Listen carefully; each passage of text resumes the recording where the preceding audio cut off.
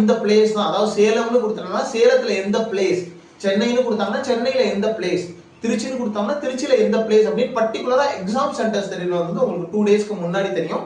அந்த 2 டேஸ்க்கு முன்னாடி நீங்க வந்து ஹால் டிக்கெட்டை வந்து டவுன்லோட் பண்ணிக்கலாம். ஸோ ஹால் டிக்கெட்டை 2 டேஸ்க்கு முன்னாடி ரிலீஸ் பண்ணிடுவாங்க. ஸோ 26th எக்ஸாம் அப்படின்னா உங்களுக்கு வந்து ஒரு 24 இல்ல 23 வந்து எக்ஸாம் ஹால் டிக்கெட் வந்து ரிலீஸ் பண்றதுக்கு வாய்ப்பு இருக்கு. 28 எக்ஸாம்னா 25, 26ல எல்லாம் உங்களுக்கு வந்து ஹால் டிக்கெட் ரிலீஸ் பண்ணிடுவாங்க. ஹால் டிக்கெட் ரிலீஸ் ஆச்சு அப்படின்னா உங்களுக்கு வந்து அதுல வந்து எக்ஸாம் சென்டர்ஸ் தெரிஞ்சிடும். ஸோ ஒரு விஷயம்.